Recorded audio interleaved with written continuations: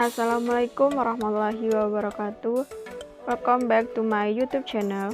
Oke, kembali lagi ke channel saya ini. Saya akan membahas mengenai sinkronisasi dan deadlock, yaitu mengenai mata kuliah sistem operasi. Oke, langsung saja saya akan membahas materi tentang sinkronisasi dan deadlock. Yang pertama, bab ini akan membicarakan proses-proses untuk saling berkoordinasi. Sinkronisasi diperlukan untuk menghindari terjadinya ketidakkonsistenan data akibat adanya akses data secara kongruen. Proses-proses disebut kongruen jika proses-proses itu ada dan berjalan pada waktu yang sama. Proses-proses kongruen ini bisa bersifat independen atau bisa juga saling berinteraksi. Proses-proses kongruen yang saling berinteraksi memerlukan sinkronisasi agar terkendali dan juga menghasilkan output yang benar. Kemudian di dalam materi ini terdapat race condition dan solusi race condition. Yang pertama, race condition adalah suatu kondisi di mana dua atau lebih proses mengakses shared memory atau sumber daya pada saat bersamaan dan hasil akhir dari data tersebut tergantung dari proses mana yang terakhir selesai dieksekusi, sehingga hasil akhirnya terkadang tidak sesuai dengan yang dikehendaki. Kemudian, cara untuk menghindari race condition adalah kita harus dapat menjamin bahwa jika suatu proses sedang menjalankan critical section, maka proses lain tidak boleh masuk ke dalam critical section tersebut. Kemudian ke critical section. Critical section adalah segmen kode yang mengakses data yang digunakan proses secara bersama-sama yang dapat membawa proses itu ke bahaya race condition. Biasanya sebuah proses sibuk melakukan perhitungan internal dan hal-hal lainnya tanpa ada bahaya menuju ke race condition pada sebagian besar waktu.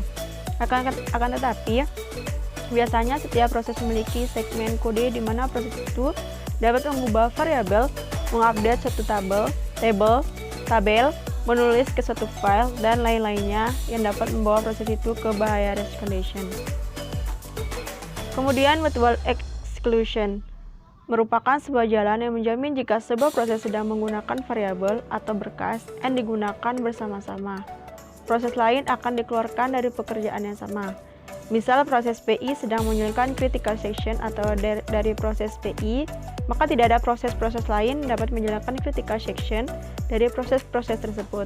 Dan kata lain, tidak ada dua proses yang berada di critical section pada saat yang bersamaan.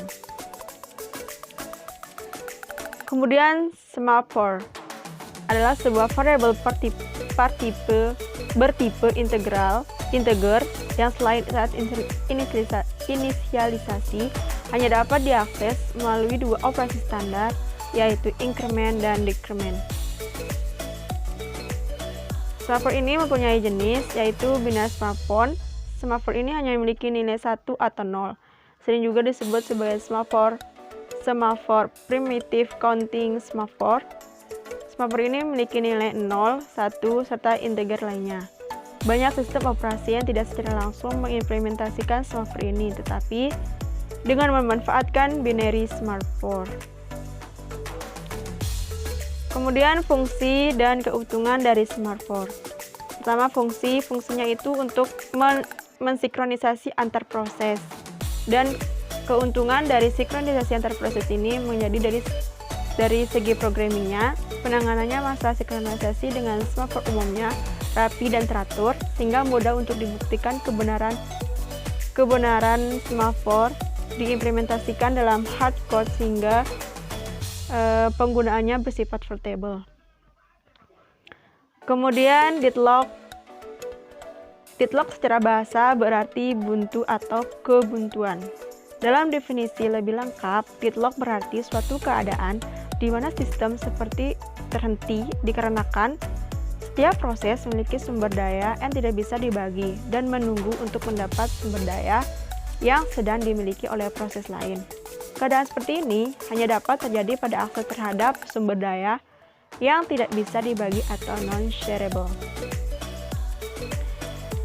Cara pencegahan dan penghindaran dari deadlock, yaitu penanganan ini dengan cara mencegah terjadinya salah satu karakteristik deadlock. Penanganan ini dilaksanakan pada saat deadlock belum terjadi pada sistem. Intinya, memastikan agar sistem tidak akan pernah berada pada kondisi deadlock.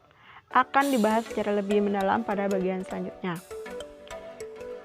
Kemudian, cara menghindari keadaan deadlock. Bagian yang perlu diperhatikan oleh pembaca adalah bahwa antara pencegahan dan penghindaran adalah dua hal yang berbeda. Pencegahan lebih kepada pencegahan salah satu dari 4 karakteristik deadlock terjadi, sehingga deadlock pun tidak terjadi. Sedangkan penghindaran adalah memprediksi apakah tindakan yang diambil sistem dalam kaitannya dengan permintaan proses akan sumber daya dapat mengakibatkan terjadi deadlock. Akan dibahas lebih mendalam pada bagian selanjutnya. Pemulihan deadlock, di mana pemulihan sistem dapat dilakukan dengan cara melakukan terminasi terhadap semua proses yang terlibat dalam deadlock. Dapat pula dilakukan terminasi terhadap proses yang terlibat dalam deadlock secara satu persatu sampai lingkaran setan atau circular white hilang. Seperti diketahui bahwa circular white adalah salah satu karakteristik terjadi deadlock dan merupakan kesatuan dengan 3 karakteristik yang lain. Untuk itu, dengan menghilangkan kondisi circular white dapat memulihkan sistem dari deadlock. Dalam melakukan terminasi terhadap proses yang deadlock, terdapat beberapa faktor yang menentukan proses mana yang akan diterminasi. Faktor pertama adalah prioritas dari proses-proses yang terlibat deadlock. Faktor kedua adalah beberapa lama waktu yang dibutuhkan untuk eksekusi dan waktu proses menunggu sumber daya. Faktor ketiga adalah berapa banyak sumber daya yang telah dihabiskan dan yang masih dibutuhkan. Yang terakhir, faktor utilitas dari proses pun menjadi pertimbangan sistem untuk melakukan terminasi pada suatu proses.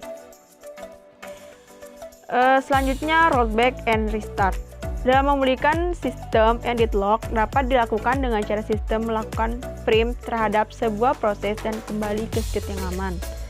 Pada keadaan safe state tersebut, proses masih berjalan dengan normal, sehingga sistem dapat memulai proses dari posisi aman tersebut. Untuk menentukan pada saat apa proses akan di rollback, tentunya ada faktor yang menentukan. Diusahakan untuk meminimalisasi kerugian yang timbul akibat memilih suatu proses menjadi korban. Harus pula dihindari keadaan di mana proses yang sama selalu menjadi korban, sehingga proses tersebut tidak akan pernah sukses menjalankan eksekusi.